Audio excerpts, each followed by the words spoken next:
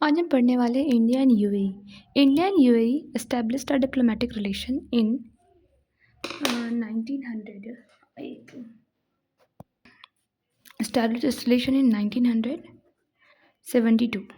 Okay okay 1972 में पहली बार India और यूएई ने एक बायलैटरल रिलेशन एस्टैब्लिश्ड किया था। सबसे पहली बार। उसके बाद 1972 के बाद आता है टाइम पीरियड 2015 का, जब पहली बार पीएम मोदी विज़िट करते हैं कहाँ, यूएई में। पीएम विज़िट होता है किसका, मोदी का, जिसमें एक यूएई और इंडिया के बीच में एक स्ट्रैटेजिक पार्टनरशिप साइन होता है। क्या साइन होता है? Strategic partnership, new strategic partnership sign होती है। Okay, but what is the significance of India UAE for India? हाँ, तो देखते हैं हम सिग्निफिकेंस पे बात करते हैं। ओके, सिग्निफिकेंस क्या क्या होंगे इंडिया और यूएई के बीच में।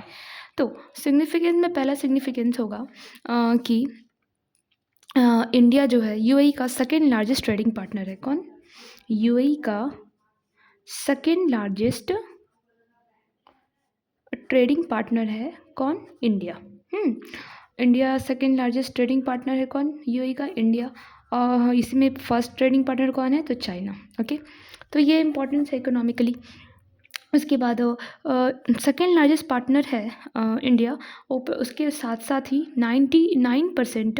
9% ऑफ टोटल फॉरेन ट्रेड जो होता है, हाँ, और 14% जितना भी फॉरेन ट्रेड है 9% यूएई के साथ होता है और 14% जो नॉन ऑयल एक्सपोर्ट है वो भी होता है। और यूएई इंडिया का थर्ड लार्जेस्ट ट्रेडिंग पार्टनर है। ठीक है, with the amount of $85 billion.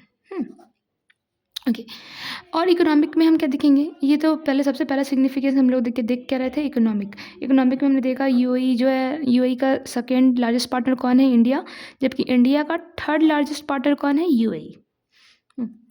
और यूएई पहला कंट्री है, हाँ, यूएई पहला कंट्री है जो इंडिया के साथ सेपा साइन किया है। What is CEPA? CEPA is comprehensive economic partnership agreement, जो कि हमारे जितने भी ट्रेड में बैरियर्स आते हैं ना, ट्रैफिक से इधर वो टैरिफ से रिलेटेड हो या फिर हाई टैक्स से रिलेटेड हो, ये सबको कम करने के लिए दोनों तरफ से, इंडिया की तरफ से भी और यूए की तरफ से, इसलिए साइन क्या होता है? सेपा। तो एकमात्र फर्स्ट एंड ओनली कंट्री है जिसके साथ हमने सेपा साइन किया है। इकोनॉमिक रीजन देखा हमने सिग्निफिकेंस। दूसरा सिग्निफिकेंस हमारा हो जाएगा एनर्जी सिक्योरिटी। तो एनर्जी सिक्योरिटी में यूएई बहुत इंपॉर्टेंट रोल प्ले करता है इंडिया के लिए, हाँ। और ऑयल रिजर्व स्टोरेज बहुत ही ज़्यादा अमाउंट में, मतलब कह सकते हैं ना कि यूएई बहुत क्रूशियल रोल प्ले करता है इंडिया के एनर्जी सिक्योरिटी में। अस ऑयल रिजर्व स्टोर फैसिलिटी हम ना बेंगलुरु में इस्टेब्लिश किए हैं। कहाँ?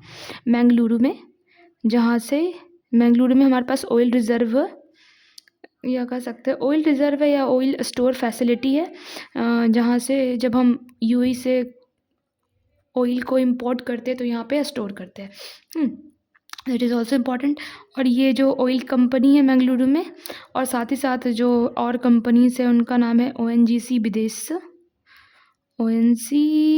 Vidisha and IOCL। ठीक है, ये सब है। इसमें जो इसका ट्रेडिंग अमाउंट है वो है $600 मिलियन। और it is about 10% of stake. कितने परसेंट स्टेक है इसमें? 10% ऑफ स्टेक है, जहाँ पे यूएई ऑफशोर ऑयल और गैस को फील्ड करता है जैकम में। कहाँ फील्ड करता है? जैकम में। मतलब यूएई के जैकम से ऑयल फील्ड करके आता है और स्टोर कहाँ होता है? बेंगलुरु में, इंडिया के बेंगलुरु में। ओके, ये था। तो हम कह सकते हैं ना, यहाँ पे देख के हमें क्या लग रहा है, हम कह सकते हैं ना कि इंडिया यूएई का रिलेशन जो है वो एक बायर और सेलर से शिफ्ट होके एक जॉइंट वेंचर के रूप में स्टैब्लिश्ड हो रहा है। ये हो गया इकोनॉमिक, ये हो गया एनर्जी। और तीसरा जो सिग्निफिकेंस है यूएई इंडिया का, वो है ग्लोबल कॉरपोरेशन। तो ग्लोबल कॉपरेशन कैसे? तो ग्लोबल कॉपरेशन देखिए, इस बार इंडिया G20 की प्रेसिडेंसी ले रहा है। इंडिया G20 की प्रेसिडेंसी ले रहा है और G20 के अंदर यूएई भी इसका मेंबर है।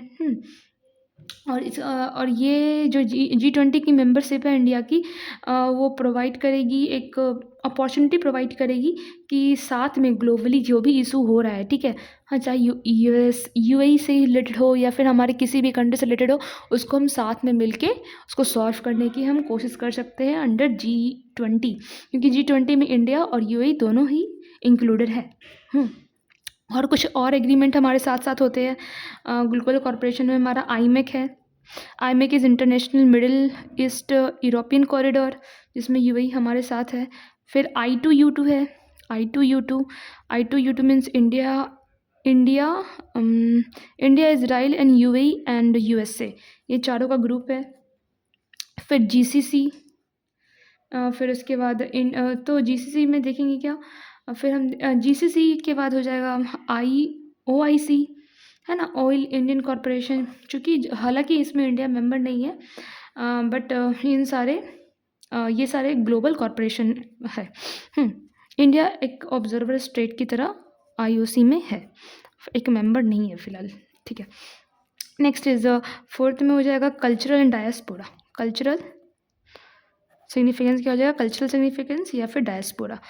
जैसे कि हमें पता है कि कल्चरली अगर हम देखा जाए तो हमारे कल्चर, हमारे रिलीजन्स बहुत सिमिलर है, जो कि जैसे इंडिया का सेकंड लार्जेस्ट पॉपुलेशन मुस्लिम है और यूएई एक मुस्लिम डोमिनेटेड कंट्री भी है। और साथ साथ में हम देखेंगे कि इंडिया के बहुत ज़्यादा अमाउंट में डायस्पोरा कहाँ प्रेजेंट है, यूएई में प्रेजेंट है। It is about 3.5 million diaspora present है। और हाल ही में एक इवेंट हुआ था जिसमें PM मोदी ने विज़िट किया था, कहाँ, यूएई। क्यों? फॉर द इनॉग्रेशन ऑफ बाप्स, यानी बाप्स एक हिंदू टेम्पल है, ठीक है, कहाँ, सऊदी अरेबिया में, जिसका इनॉग्रेशन करने के लिए PM मोदी विज़िट किए थे, यूएई में, यानी एमिरेट कह सकते हैं, यूनाइटेड अरब एमिरेट। और वहाँ की कम्युनिटी ने एक स्लोगन दिया था, Ahlan Modi. Ahlan Modi means hello Modi. Ahlan Modi means hello Modi. ये एक कैंपेन चला था जब प्राइम मिनिस्टर मोदी विजिट किए थे, कहाँ, अबू धाबी में, यानी यूएई में। अब और इंडिया, उसके बाद इसके अलावा जो पांचवा सेक्टर होगा सिग्निफिकेंस का, वो होगा डिफेंस। डिफेंस पे एक बहुत बड़ा एरिया है between UAE and India relationship. Defence में हम बहुत सारे एक्सरसाइजेस करते हैं, किसके साथ, यूएई के साथ, और अपनी सिक्योरिटी और डिफेंस सेक्टर के साथ इसे और मजबूत बनाने की कोशिश करते हैं। जैसे with example is exercise desert cyclone. Desert cyclone एक मिलिट्री एक्सरसाइज है जो इंडिया और यूएई के बीच में होती है। फिर डेजर्ट ईगल जो है एयरफोर्स एक्सरसाइज है, हाँ, एयरफोर्स का एक्सरसाइज है ये, और ये आर्मी की एक्सरसाइज है, कौन, साइक्लोन वाला। और ईगल 2 जो है वो एयरफोर्स की एक्सरसाइज है। एंड थर्ड इज़ जायद तलवार। जायद तलवार भी एक्सरसाइज है जो इंडिया यूएई के बीच में होती है, पर ये एक नेवल एक्सरसाइज है। कैसी एक्सरसाइज है ये एक नेवल एक्सरसाइज है, ठीक है। ये था significance. But regarding this, irrespective of this significance, कुछ चैलेंजेस भी है जो कि दोनों रिलेशन को ख़राब करने में एक अहम भूमिका निभा सकती है, या कह सकते हैं एक थ्रेट भी है। तो क्या है वो थ्रेट? तो पहला थ्रेट देख सकते हैं, all round famous China problem, है ना। चाइना धीरे धीरे चाइना का इन्फ्लुएंस धीरे धीरे यूएई में बढ़ता दिख रहा है। कैसे? तो चाइना अपनी फाइनेंशियल डिप्लोमेसी के तहत, ठीक है, कह सकते हैं, या ओपन चेक बुक डिप्लोमेसी के तहत, मतलब बहुत ही कम इंटरेस्ट में लोन प्रोवाइड कर रहा है, किसको, यूएई को। मतलब यूएई को बहुत ही कम अमाउंट ऑफ इंटरेस्ट में लोन प्रोवाइड कर रहा है। तो इसीलिए इसको कह सकते हैं open cheque book diplomacy of China, ठीक है। उसके बाद दूसरा जो चैलेंज होगा वो होगा रीजनल कॉन्फ्लिक्ट। क्या होगा? रीजनल कॉन्फ्लिक्ट में क्या हो जाएगा? रीजनल कॉन्फ्लिक्ट में हो जाएगा instability, rivalry and Shia Sunni conflict, है ना? जैसा कि पिछले बार हम लोगों ने पढ़ा था कि इंडिया और सऊदी अरेबिया में क्या-क्या कॉन्फ्लिक्ट आया था बिकॉज़ ऑफ जो हमारे वेस्ट एशिया है, जो हमारा गल्फ वर्ल्ड है, या फिर कह सकते हैं वेस्ट एशिया का जो कंट्री है हमारी, मेजर कॉन्फ्लिक्ट दिखते रहते हैं, चाहे वो इज़राइल और ईरान के बीच में हो, या इज़राइल सऊदी अरेबिया के बीच में हो, हाँ, या फ़लस्तीन और इज़राइल के बीच में हो। तो वो ये सारे क्या हो गए, रीजनल कॉन्फ्लिक्ट। और तीसरा चैलेंजेस है हमारा वर्किंग राइट, हाँ, यानी कफाला सिस्टम। जो हमारा कफाला सिस्टम है, इट इज़ ऑल्सो क्योंकि कफाला सिस्टम के अंदर जो इंडियन लेबर जो वर्क कर रहे हैं सऊदीज़ में या फिर यूएई में या फिर अदर गल्फ़ कंट्रीज़ में, वहाँ पे उनको प्रॉपर राइट मिले हिंदू वर्कर को, हाँ, उसके लिए कफाला सिस्टम है। कफाला सिस्टम है जो कि वर्किंग राइट का डिमांड करती रहती है। और चौथा फैक्टर है Pakistan factor. Us Pakistan is a Muslim country, हाँ, तो एक शिफ्ट दिखता है यूएई का किधर, पाकिस्तान की ओर। और या फिर कह सकते हैं यूएई फाइनेंशियल सपोर्ट प्रोवाइड करता रहता है किसको, पाकिस्तान को, जिसको पाकिस्तान अपने टेररिज्म को इम्प्रूव करने में ऐसा कहा जाता है कि यूज़ करता है। और फिफ्थ मेजर चैलेंज है क्या, non tariff barrier. Non tariff barrier non tariff barrier के अंदर UAE technical barrier and sanitary standard जो है उसका, हाँ, इंडिया की जैसे नॉन टैरिफ बैरियर के कारण इंडिया की जितनी भी पोल्ट्री हो गई या मीट हो गई या हम फूड जो एक्सपोर्ट करते हैं ना, उसमें सैनिटेशन की स्टैंडर्डी सबका मतलब इन सब को लेके या टेक्निकल प्रॉब्लम को लेके बार बार बैन लगाने की कोशिश करता है कौन, यूएई। तो ये थी हमारी इंडिया यूएई के रिलेशन। Thank you.